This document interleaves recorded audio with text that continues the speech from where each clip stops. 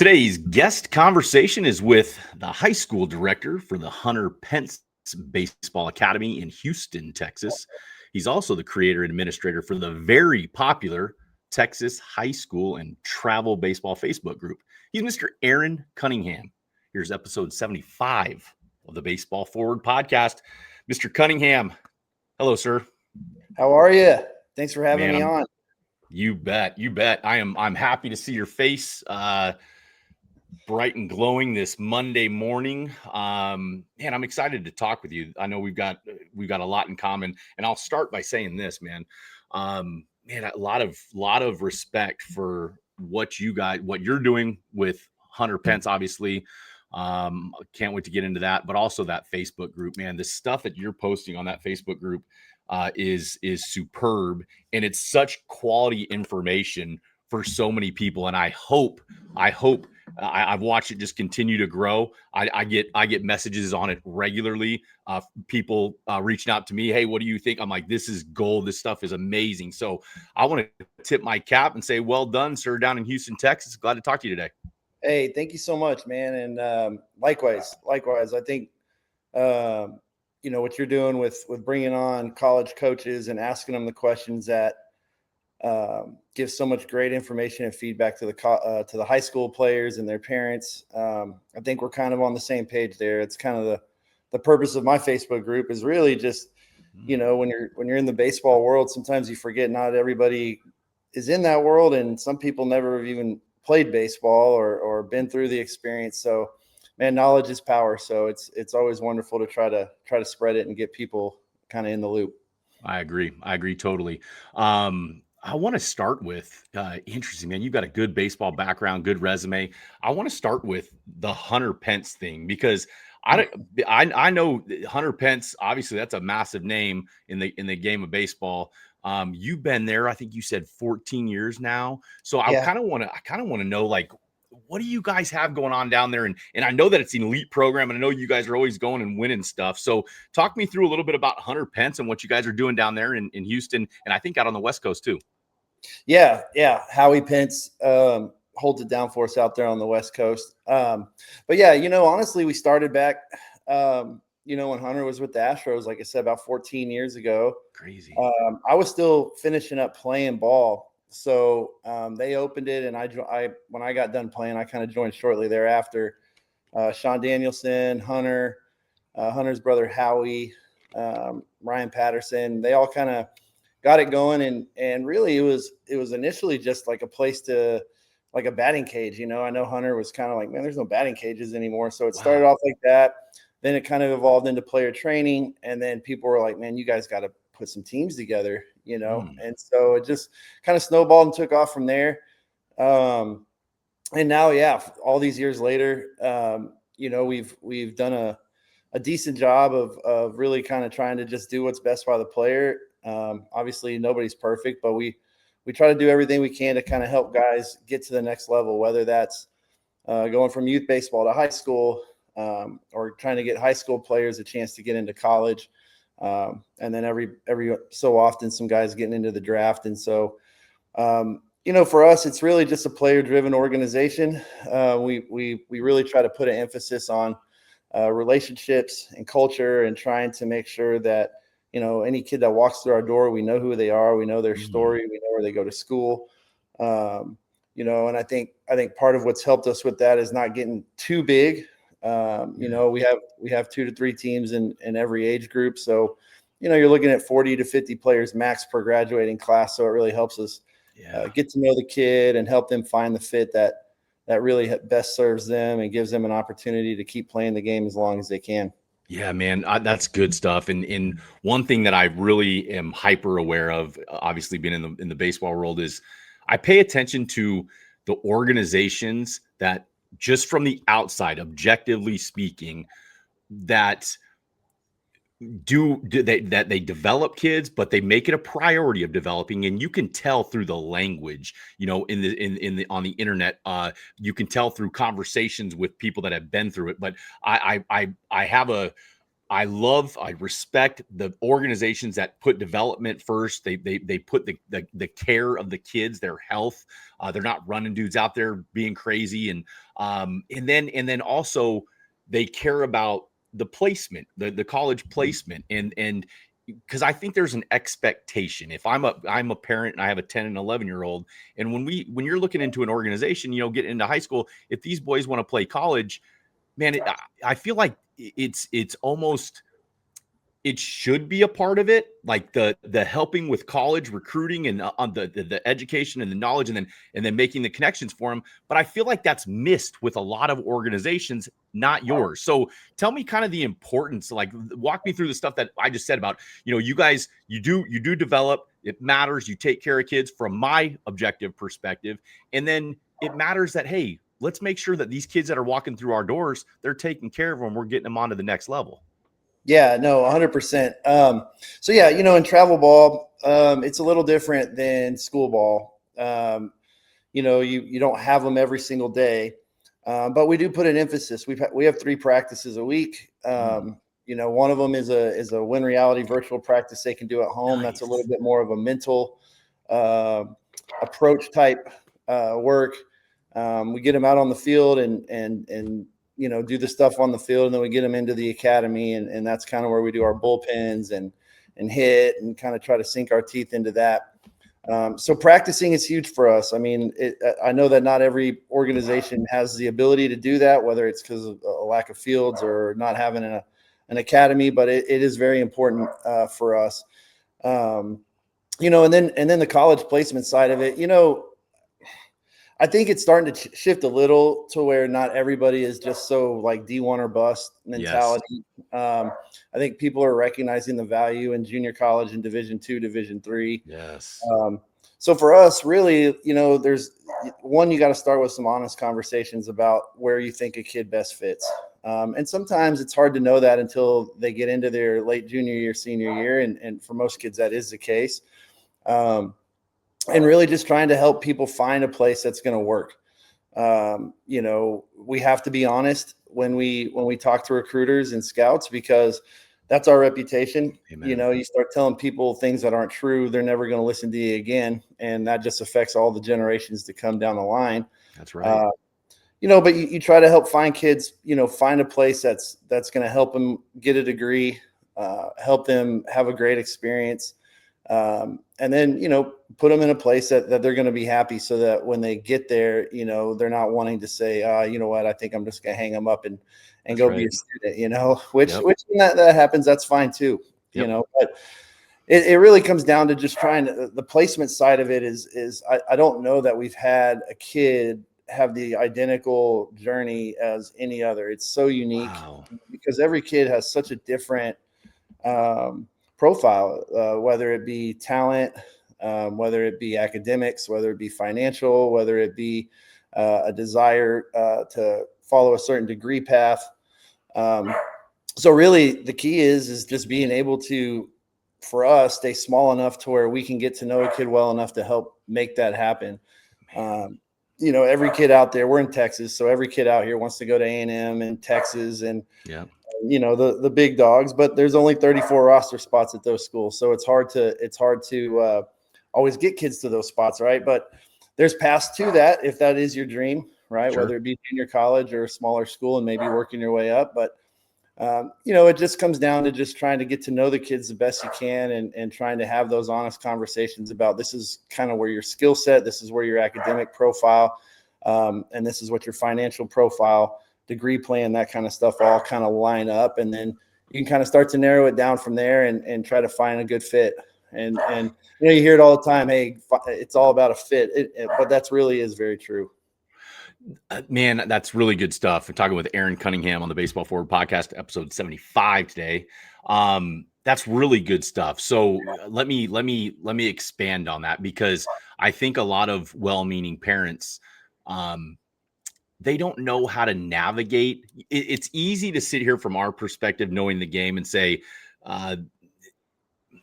it's easier for us to understand. It's easier for us to evaluate. It's easier for us to be realistic. So when you're talking with parents, like, how do you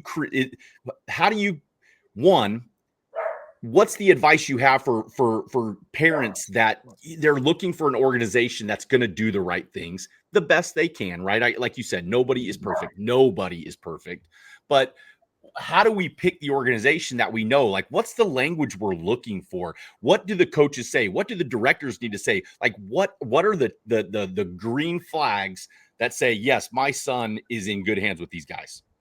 Yeah, that's a really great question. I think one, for parents, word of mouth is huge. So if you have the ability to talk to some older parents or some other families that may have had kids go through the process, because we like what we do, but what we do may not be what you're looking for. We're not really. We're fortunate to be in Houston. I don't think we're going to be an organization that spends 6 weeks of the summer traveling out of state and going all over the country. But for some people, they want that, and that's fine. But in terms of the green flags, to me, I think it's kind of one of those deals where the proof is in the pudding. If an organization has done something well for a long time, you can probably believe that's going to continue to happen. And look, there's some organizations out there that have done it for a long time and they do it one way. Maybe that's not a fit for you. So my best advice is just do your homework. Probably the least important thing that you can look at when it's coming down to the showcase side of things and trying to get kids placed to college is worrying about, how much are they winning? How many trophies do they get? And look, we win a lot. And I don't want to brush off winning. I mean, that's something that's extremely important to us. You need to learn how to do that. But sometimes in travel ball, you can win tournaments and you can do it by, a lot of different ways, right? If you really want to win, you can go find kids all over the country. That's right. Bring them in and really try to win, right? If that's all your focus is. But for us, we feel like we can win with the guys that are with us full time, and we do. So I think, don't get too caught up in trying to just care about that, because at the end of the day, showcase ball, travel ball is really, you want to win, but if you're in high school trying to get looks, you need to play for people that are going to be able to help you get there. And I would look more towards what is their track record of helping kids get to the level that your son wants to get to. And if those boxes start to check off, I think that's really important. I think looking at the integrity and the core values of an organization is very important. And looking into the type of people that are in charge, the type of people that are making the decisions about kind of the big picture of the organization, all those types of things. And there's a lot of wonderful organizations out there. There really are. It's, obviously I love ours, but there's others out there that if a player chooses them over us, I will say, hey, those are some great guys and they're going to do a heck of a job for your son. So, the biggest thing is, long story short, do your homework, know what's important to you, and kind of try to seek that out. Man, that's really, really good stuff. And you know what? I want to add on and say, there's so much negativity, Aaron, in the world of baseball today, which is something that drives me insane. I know I talk about this a decent amount because baseball forward, our motto is elevating the next generation, and it's forward, moving the game forward. And in my opinion, moving the game forward, man, it's not about bashing other people. It's not about so it's not about I'm good because they're bad. I feel it's important as a parent when you're putting yourself around true baseball guys, in my estimation. They don't bash, they don't negatively speak on the others. They speak about what they do well, and that's something that I've really picked up on with you guys is if we got to tear people down to make ourselves look good, are we really looking good? Expand on that for me. Give me your thoughts on that kind of sentiment. Yeah, I think it's important as an organization that, especially as you mature as an organization and you start to kind of figure out who you are, run your own race. Yeah. There's so much. Here in Houston too. I mean, it's a massive baseball market. It's extremely competitive. And it can get easy to fall into that sometimes. And I think, the biggest thing that you can do is run your race, do the absolute best you can by the guys that have bought into your program. And if you do that, most of the time things are going to work out. If you look at a lot of the organizations that have kind of had success over a prolonged period of time, not just the last few years, but more, 10, 20, 30 years going back, most of them, they have their way they do things. They are player driven. And, for the most part, like you said, they're not out there trying to tear down others to build themselves up. They're just running their own race, and when you can do that, I think that's where you're going to have a lot of long-term success. It's a hard industry to stay relevant. It's a hard industry to stay up in, really, if you want to say that, just because there's so many new organizations or so many new opportunities out there, and it can be easy to get caught up in looking around. But again, if you're doing right by your kids, if you're doing everything you can to do the right thing, and like you said, if you're developing guys to the best you can, if you're trying to give players, what they're either paying for or what they're coming to your organization for, then, most of the time you're gonna be all right. Yes. Talking with Aaron Cunningham on episode 75 of the Baseball Forward podcast. Aaron Cunningham of the Hunter Pence Baseball Academy in Houston. Man, I want to talk a little bit about, I love business stuff. I love like coexisting worlds, ecosystems, if you will. And I want to hear the brains, because I think what you do with the Facebook group is brilliant, man, because with Hunter Pence Baseball Academy, that kind of pigeonholes you into that organization, right? And I feel like which is a good thing, but with the group makes you more accessible to everyone. So I want to know, give me the brains and the thought behind what was the purpose of the group. I mean, you guys, the group is over 10,000 followers at this point, members. I mean, that's amazing. That's got to feel fantastic. And it's really good stuff. So give me kind of what your thoughts were behind that, like starting it, and what's the purpose of it for you and just as the group. Yeah. Another great question. Honestly, I think it was really just I was, being on Facebook. There's a lot of baseball groups, and a lot of them, they're entertaining, and they can they can get spicy, and they can they can really make your days go by and be entertained by them. But I just felt like there was a void where it was more of a information source, where kind of like we said at the beginning of the podcast, where there's a lot of people that have children that are coming up in this game, and they never played baseball. They didn't play. Some of them never played competitive sports, and they're just trying to know what they should do to help their kid, because every parent, obviously, their children are their most important thing in their life. And so, and then with the travel ball industry, money's involved, whether it's through travel fees, whatever. And so, when you get into this industry, you're really dealing with probably the two most important things in most parents' lives, which are their children and their money. That's a fact. And so when you're dealing with that, the need for good information is extremely important. So I just wanted to kind of create a group that answered a lot of questions, created a lot of conversations. What I say in there is not, I don't by any means think of it as being like the gospel, or, oh, this is the only way you can look at it. Really, what I like to do is put out content and create discussion. There's a lot of really, really intelligent and experienced baseball people that are in that group, that comment on the threads, that put up posts of their own in there. Yes.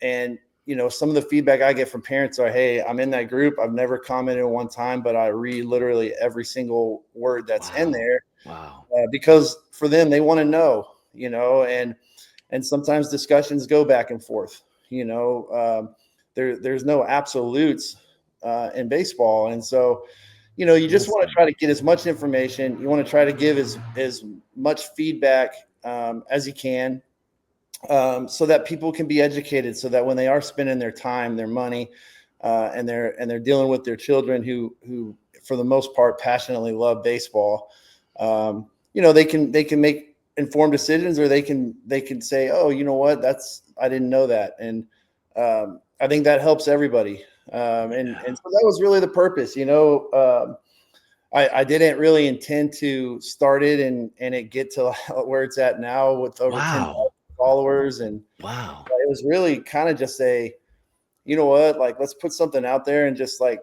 start having discussions. I invited some people that I knew in the baseball world that I knew would provide really great feedback on a regular basis on posts and comments and stuff like that. And it just kind of evolved from there. And it's continuing to evolve. It's a good group. I think the other thing too is I think there's this weird divide between like high school baseball and select baseball. Yes.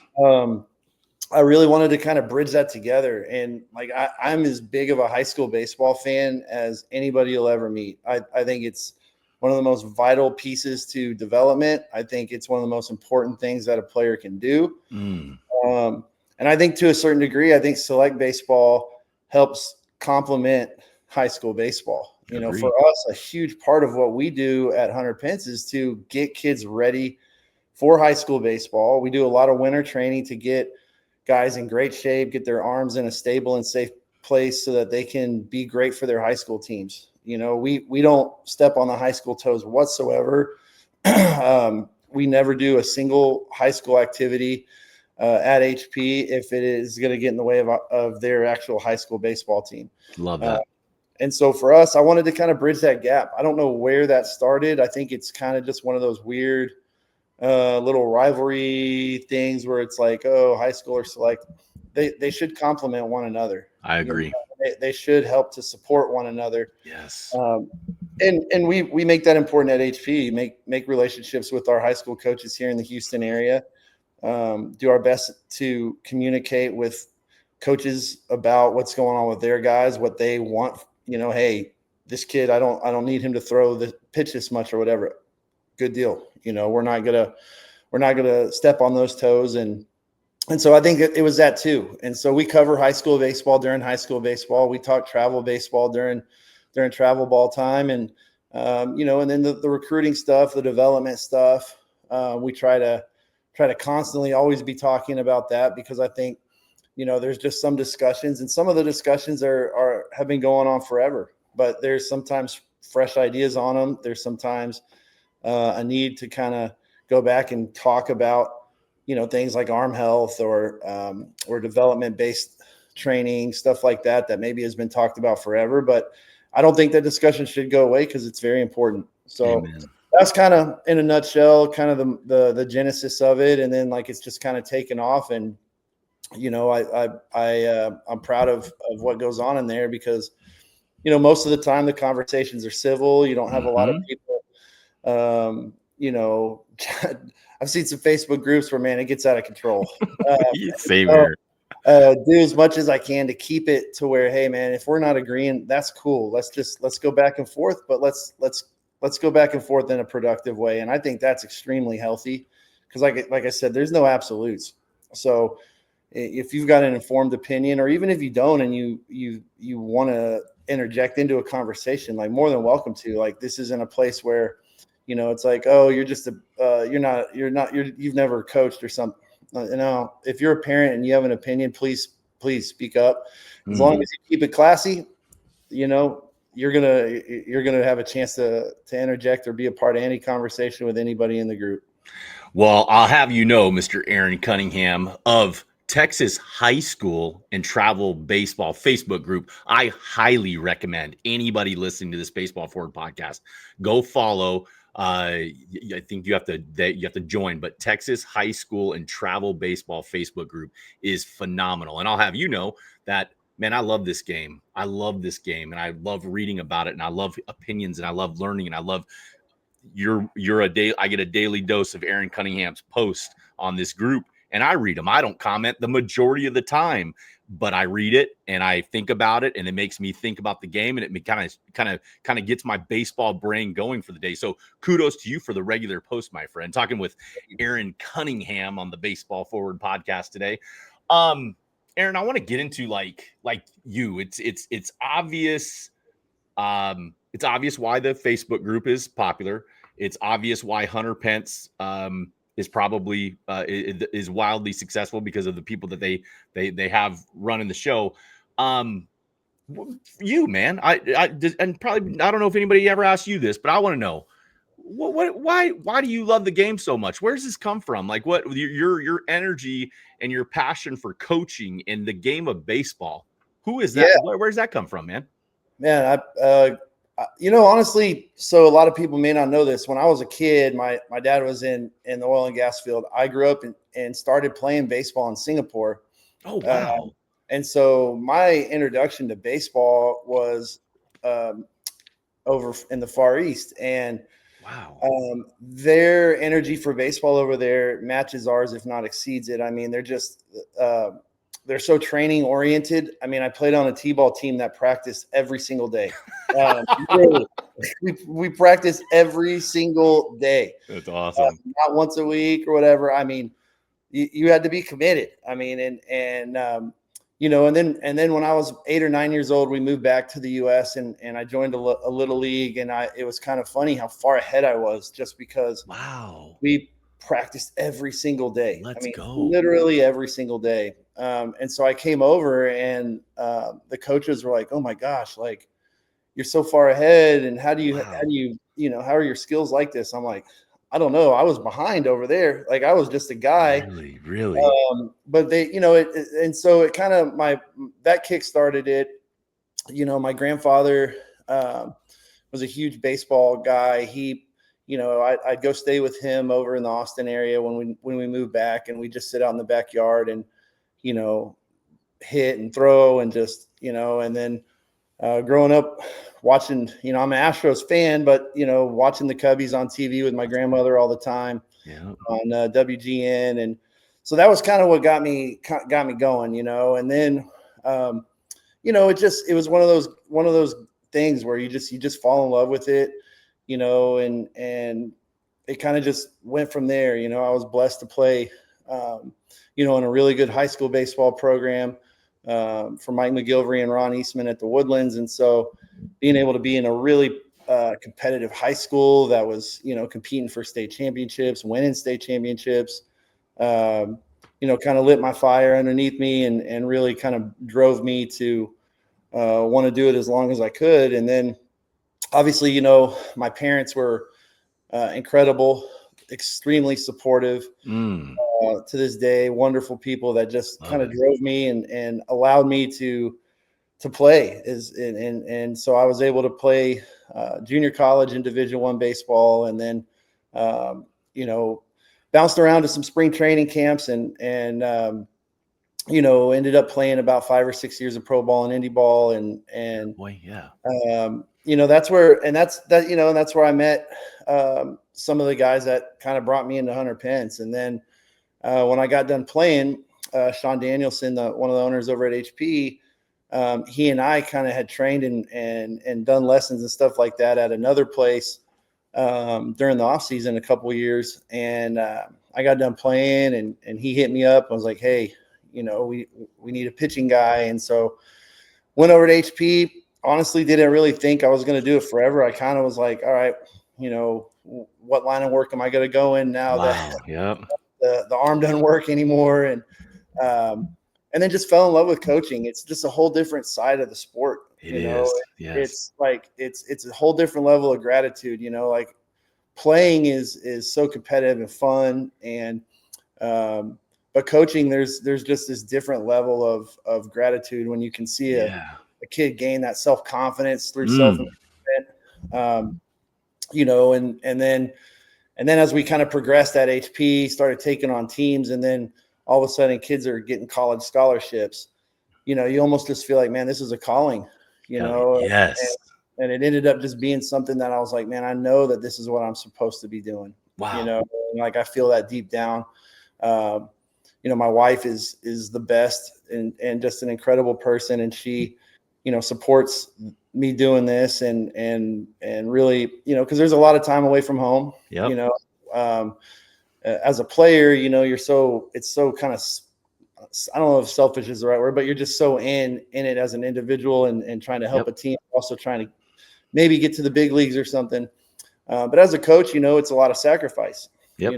You're out there helping other people's children, and you're away from home a lot. And so, she's been a godsend to me and supporting, knowing that this is my calling. This is what I'm here for. So, it's been a blessing all the way around. Getting to watch our guys go from, little dudes, and then all of a sudden you're watching them playing in big time college baseball and in pro ball, and you're just like, golly, man, I remember when that kid was That's awesome. like a little dude running around. And so very self-fulfilling, and very very rewarding, but also extremely busy. So I love it. I wouldn't want to do anything else. Like it's funny, my wife was like, how long do you want to do this? I'm like, I don't have a retirement plan, man. Like I'll do this until like I can't get out of bed. So, I feel really blessed. That's for sure, man. Hey, but so go back to the idea of the green flags, right? And it's beautiful being able to kind of get this out of you, because it all makes sense to me from the outside looking in.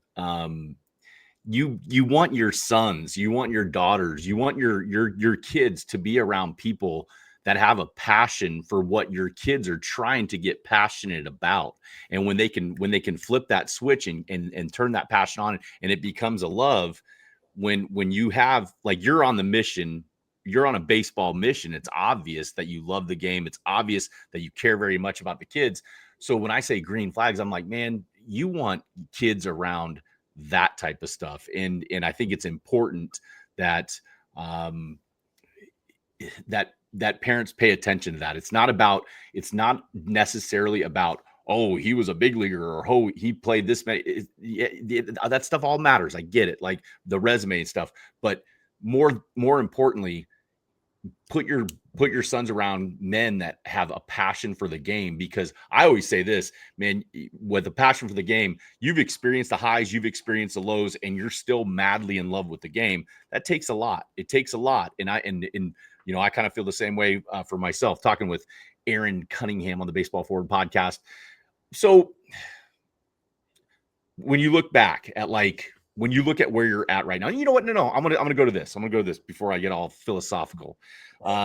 Did you play with James Loney? When you said the Woodlands, Loney came to my mind. No, so he was at Elkins. So we were in the same.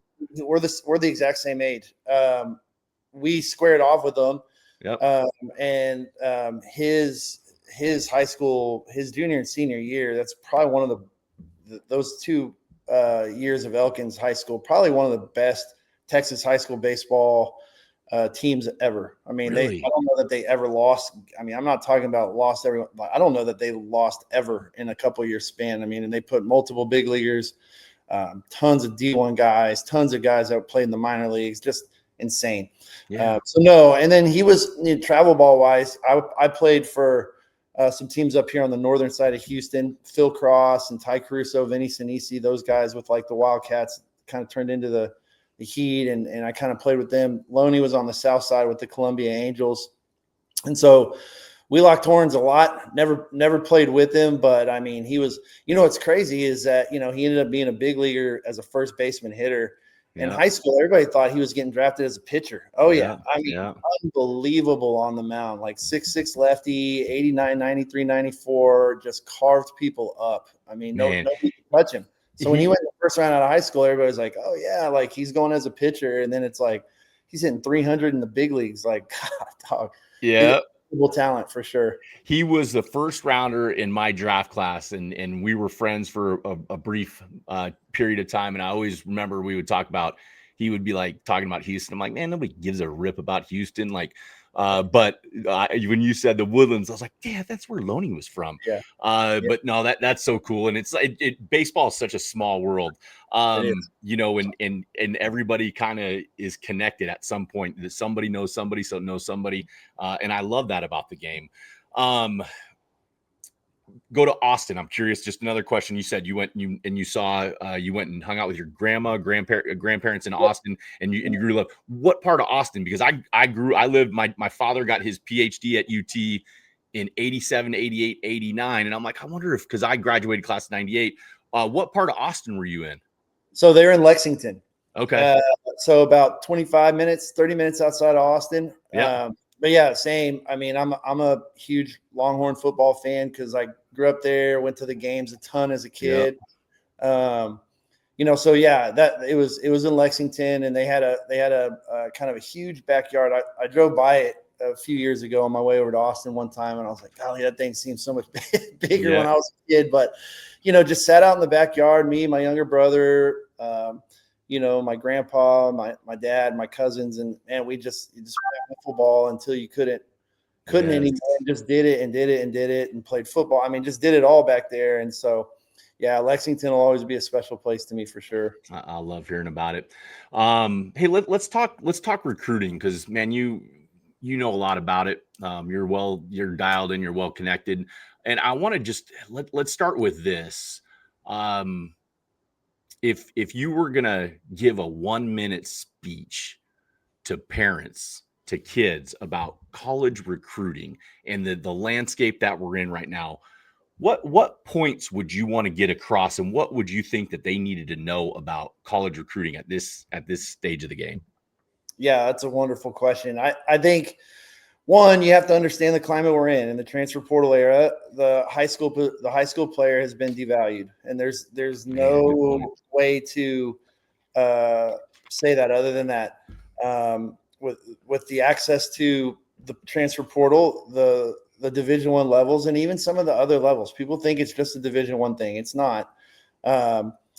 The ability to acquire talent has never been broader than it is now. So as a high school player, good point. One, you have to be realistic about that climate, and you need to also understand that getting your foot in the door at the right fit is just of the utmost importance. So many kids chase whatever the biggest name they can possibly get to. And sometimes that can result in being out of the game quick. So one, understand the climate and just be realistic about what it is. You can sit there and try to say, no, my kid's different. But you have to understand that when there's 22, 23, 24-year-olds playing college baseball, your kid was in junior high school when these kids were getting into college. Okay. It's just good way to look at it.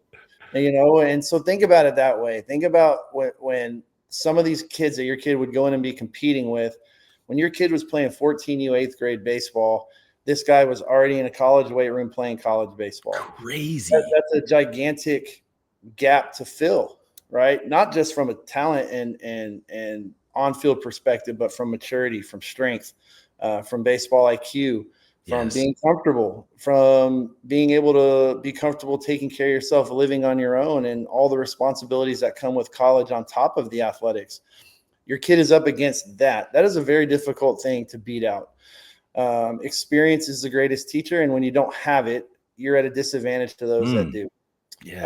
And so for guys trying to get into the college game, know what you're up against. You know, you need to get strong, you need to get fast, you need to get athletic, because all of those guys at that level have had a chance and had a multi-year head start on you to get those things. So there's a lot that you're up against. Two, be realistic. Okay.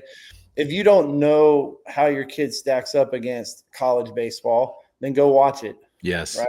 And don't just go out and watch LSU versus Arkansas, because you're probably going to go, okay, my kid's a long ways away from that field. Go out and watch your local community college. Yes. Right. Down here in Houston, we have some wonderful JUCOs. Go out and watch San Jack play Wharton, or go watch Angelina play, you know, Bossier Parish, like schools that may not even be on your radar as a parent. And you'll be blown away by it. You know, we we're lucky in the fall with our older group, we get to go play a couple junior colleges in the fall, and our kids are blown away by how good these guys are at these JUCOs. Yeah. And so expose yourself to it. Go watch it. Don't just watch ESPN and Omaha. Go watch other levels of college baseball and try to help yourself, and then give yourself an honest evaluation of where your son is at and what would he look like on these fields. And that will really help you kind of figure out, okay, this is where my kid is at. The level of college baseball compared to when I played it 25 years ago, you're talking almost different sports at this point. Yes. When I was in college, if you're throwing 90 miles an hour, like, people knew you, and now it's almost a barrier to entry. It doesn't even really move the needle. Wow. It's like 95 is the new 90 at the college level. I think I saw where the average fastball in the SEC this year was like only 1 mile an hour off the average fastball in the major leagues. Yeah, like 93.6 or something like that. It's insane. And it wasn't always like that. And I think a lot of people, when they, especially even dads that played college ball or whatever, they try to equate when they played to what it is like now. Good. And it's different. It's very, very different. And I think travel ball and how competitive baseball has gotten at a younger age, there's some definite downside to that. But some of that has really evolved the game, right? I mean, when I was 12, you played Little League, and then you took a summer break, and then you played football and basketball, and then you went back to baseball. And now with these kids that are diving in on baseball at an early age, and the level of sports science and training that these kids have access to that we didn't, the evolution of the game has become incredible. Yes. It's never been more competitive than it is now. So my advice is, go watch it, go see it in person, go sit up close to it, show up for batting practice, show up for in and out. Good. And just watch them. And then try your best to be honest about your kid. It's very, very hard. And I understand that it's very hard for parents to look at their kid objectively and say, this is where my son is at. If you have a hard time with that, then find people that will be honest with you and give you that evaluation, because that's very important in this process. And it's okay. It is 100% okay if your kid is not ready to go play at LSU or to play even at a high end junior college like a McLennan or a Blinn or San Jack, Weatherford, those types of spots here in Texas. It's okay. It's totally okay. I was a late bloomer. Yep. And I have major love for the late bloomers. I was 5'10", 170 pounds when I graduated high school, and I was throwing, mid 80s fastball. But a year after I graduated, I was almost 6'3", and my fastball jumped up into the low 90s. But if you would have put some kind of barrier on, well, this is where you're at when you're a senior in high school, and this is like the finish line or something like that, I was just a regular guy. That's right. But then I grew. I bloomed late. College workouts and the weight room and nutrition, all the things I got exposed to at the college level just changed me to where I played into my late 20s and was fortunate to get paid to play and all of that kind of stuff. If you would have just put this like imaginary line on, like, well, you're a senior in high school, this is who you are, none of that would happen. And so I think for a lot of parents, just understand it's kind of this weird dimension that we put ourselves in, where it's like, well, who you are as a senior in high school is just who you are. Understand, some guys, you need more time. And when high school's over, it's okay to go to any level that'll keep you and let you have a chance to keep playing the game. And maybe one of the beautiful parts about this transfer portal era is, and you can start somewhere and you can end up anywhere. Fact. You go look at some of these rosters at the highest level of Division I baseball, the SEC, the teams that are in Omaha. Go look at their rosters and go look at where a lot of these kids started. Not every kid started at Tennessee and stayed there for 4 years. So many of them are kids that went to Division III and just put up ungodly numbers and moved up to Tennessee. Some of them are guys that were walk-ons in JUCO, and worked their way all the way up. I think the Mississippi State National Championship team a few years ago was like all JUCO guys. Yep. And those guys, if you're a JUCO guy, you're a dude. but for some reason, some people in their mind, they kind of have it mapped out a certain way, and just, so yeah, there's a lot that goes into it. Kind of circling back to what I said earlier, every single kid that I've ever been a part of their recruitment or helped in the process or whatever, every single one of them is as unique as their fingerprints, man. They really are. It's you just, but if you love it, if you want to do it, there's so many different avenues to college baseball. There's so many ways to get in. If that is your dream and that's what you want, be willing to go where you're going to get a chance to get developed and you're going to get a chance to play. And then, what I tell kids all the time, once you get to college ball and above, it's all a performance-based industry. Amen. In high school, there's so much projection. There's so much trying to figure out how a kid might turn out, whatever. You get to college, you throw up numbers, people are going to come get you. People are going to want you, right? If you get to college and you were a high school all-star and you underperform, nobody's going to care about what happened in high school. It all becomes very black and white. It's all very performance-based, very performance-driven. The numbers you throw up are so much more legitimized.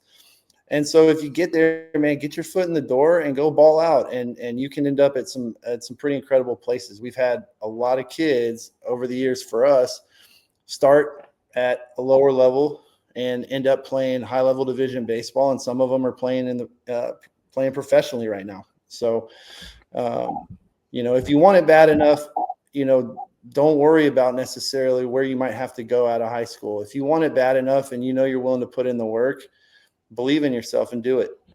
Man, that's a great message. Talking with Aaron Cunningham on the Baseball Forward podcast today.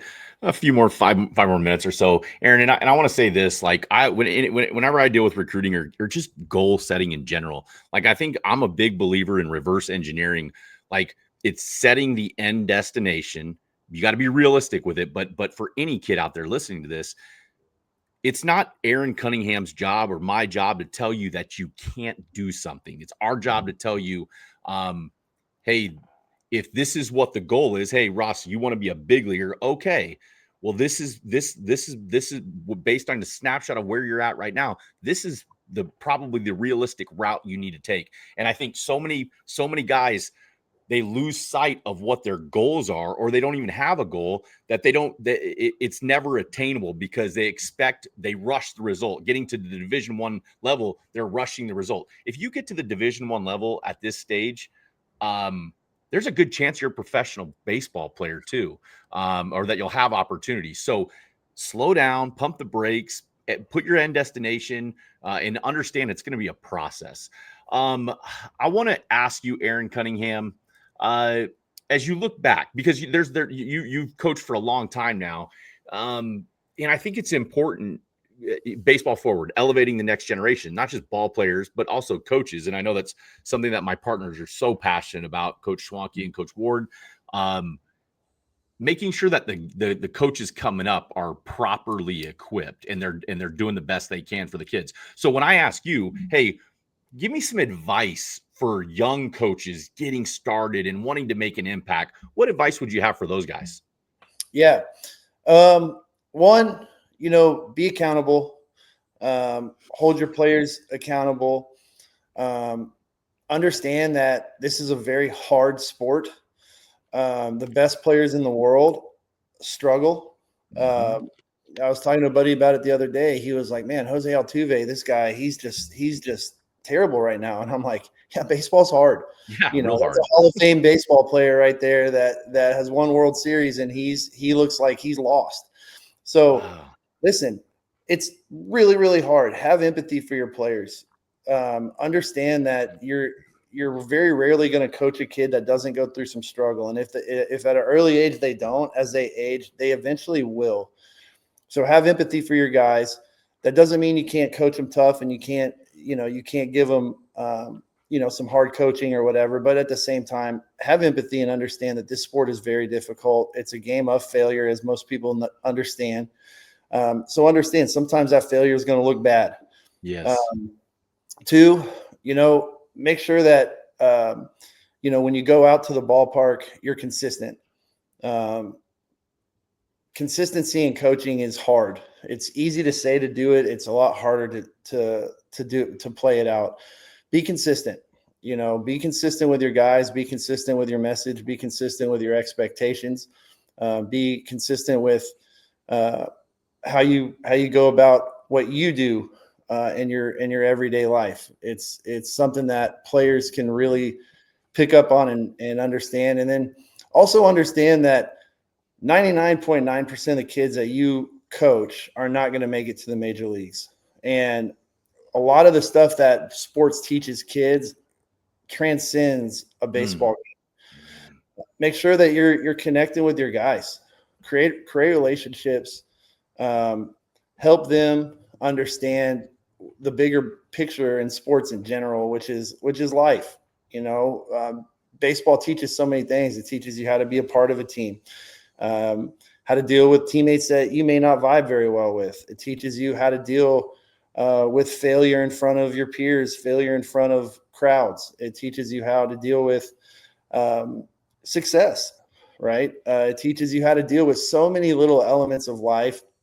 As a coach, don't let those moments just fall on deaf ears. Learn how to really coach all of those types of situations into your players. Because I'll tell you what, I mean, it's so much fun to watch the kids that I've coached over the years have success on the field. But man, I'm getting older, and now a lot of these guys I'm coaching, man, they've got families, and they've got careers, and they've got their own kids, and seeing them be great dads, seeing them be, you know, great husbands, and that kind of thing. It's really, really pretty special to see. And, you know, obviously we play a small part in that, but I think that don't lose sight of that as a coach. You know, that your job isn't just to win baseball games and, you know, brag about your teams on social media. Your job is to develop young men and to try to help these guys accomplish their goals and dreams, but also guide them in a way that's going to let them be successful in life too. That's so well said. And there really is, man, there's really nothing more satisfying. Yeah, it's watching a guy get to the big leagues and everything. That's amazing. Of course it is. Or get to the college level and have success there. But there's just nothing more. I'm in the same boat as you. Having a 31, 32, 33-year-old man call you and say, hey, thank you. Like, thank you for being tough on me. Thank you for having some standards. There's nothing more satisfying than that. And man, that's really good, good advice. Last topic I want to bring up with you, Mr. Aaron Cunningham. Again, I want to say this: go follow Texas High School and Travel Baseball Facebook group. If you're listening to this, go follow it. It will be something that you look at on a regular basis. You will learn, you will grow. So go follow that group. But last topic I want to talk to you about: music. Yeah. All right. Mr. Cunningham, I got to know. So like, we're old, dude. My song that I walked out to, Money, Pink Floyd. Okay. When I walked out on a Friday night, and I'm the dude going losing whoever we were playing against. But it was Money. So what was your walkout music? Do you have any walkout music? And then we'll start there. Go ahead. I want to hear what you got. All right. So late 90s, man, this band called 311. They had a song called Down. And dude, I don't know what it was, man, but that song just got me amped up. And so 311 Down was probably the one I went to the most. You know, I had that in high school and in college. I think as a team we had we had a bunch of different ones. You know, you get to different levels, and then the Latin guys start coming in. Oh yeah. You know, you got Gasolina and all those songs coming in the mix. But yeah, 311 Down was probably the song that I use for my warm up or walkout most of the time. You said that late 90s, there was this band called, hey, there's still 311, man. They are, man. I saw them a couple years ago. They're so good. And if you're a young guy out there listening to this, dude, go check them out, because 311 is good. I like that. I like that. So at this point in your life, you're out, you know, maybe got music and going during a practice. I try to make a point of it in our workouts that with the younger guys that I help to have music going. It just keeps it light and everything. So what are you listening? What's your playlist like at like a practice, or you're driving down the road, you and your wife are just going down the road? What are you guys listening to? Man, I like a little bit of everything, honestly. I know that's kind of a vague answer, but I like it all, like recently, like a little bit of on a country kick. I'm an old school country guy. Like I love like Willie Nelson and George Strait and those guys. But man, lately, local kid here, this kid Parker McCollum, saw him live the other night. Really, really good. I also love reggae rock. Huge fan of like a band called Revolution. Really good. And then kind of some Americana style, the Red Clay Strays. Not heard. Oh yeah, heard of them. very good. Really, really good. Saw them live in concert. Outstanding. His voice is unbelievable. Oh, it's crazy, man. He's kind of like Elvis up there. It's like he grabs you.